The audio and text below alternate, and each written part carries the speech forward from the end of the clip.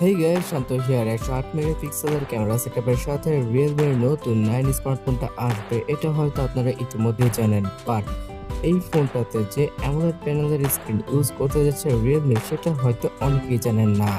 90 হার্জের super AMOLED প্যানেলের ডিসপ্লের সাথেই আসতে পারে Realme এর এই 9 4G স্মার্টফোনটা।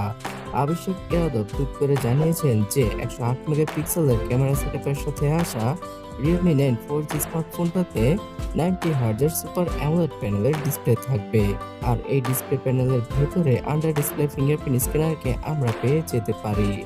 এবং এই স্মার্টফোনটা ইন্ডিয়ার নয়, সর্বপ্রথম ইন্দোনেশিয়ান মার্কেটে লঞ্চ করবে রিয়েলমি। এরপরে ইন্ডিয়া সহ বাংলাদেশের মার্কেটেও আমরা অফিসিয়াল ভাবে Realme 9 4G স্মার্টফোনটাকে পেয়ে যাব। গত ভিডিওতে আমি জানিয়েছিলাম যে 108 মেগাপিক্সেলের ট্রিপল ক্যামেরা সেটআপের সাথে আসতে পারে Realme-র এই নতুন স্মার্টফোনটা।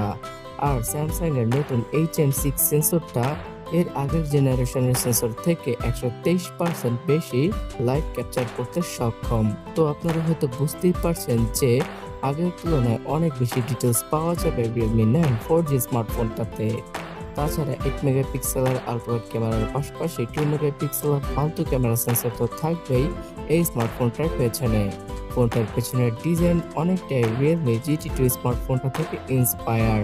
ট্রিপল ক্যামেরা সেটআপটা Realme 9 সিরিজের ট্রেডিশনকে ধরে রেখেছে।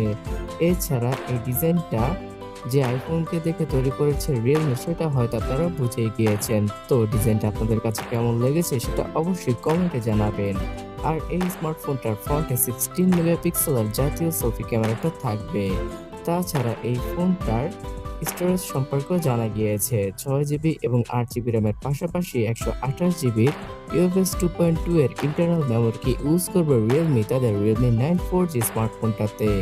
আর এই ফোনটাতে র্যাম এক্সটেন্ড করার ফিচারের মাধ্যমে সর্বোচ্চ 4 থেকে 6 জিবি পর্যন্ত ভার্চুয়ালি র্যামকে এক্সটেন্ড করা যাবে। সো যারা কিনে 8 জিবি র্যামের ভেরিয়েন্টটা কিনবেন তারা 12 থেকে 16 জিবি র্যামের একটা ফিল পেয়ে যাবেন, যেটা কিনা মাল্টিটাস্কিং এ আপনাদের হেল্প করতে পারে। এছাড়া এই স্মার্টফোনটাতে 5000 mAh এর ব্যাটারির পাশাপাশি শুধুমাত্র নরমাল 33 ওয়াটের চার্জিং স্পিডকে ইউজ করবে Realme।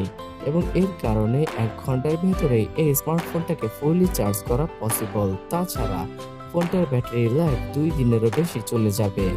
তবে এখানে একটা সবচেয়ে বড় কোশ্চেন হচ্ছে গিয়ে কোন ধরনের চিপসেটকে ইউজ করবে Realme তাদের Realme 9 4G স্মার্টফোনে।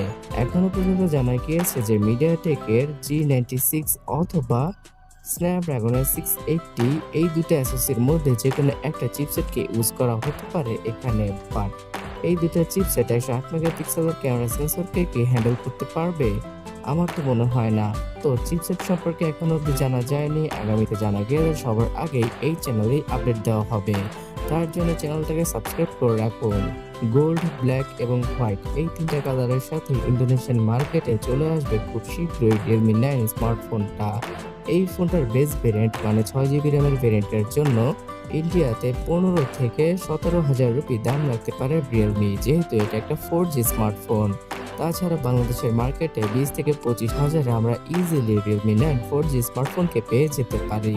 তবে Realme 9 4G স্মার্টফোনটা আসলে অবশ্যই Realme 8 4G স্মার্টফোনকে মার্কেট আউট করে দিতে পারে Realme বাংলাদেশ থেকে, যেটা কিনা আসলেই হতাশাজনক।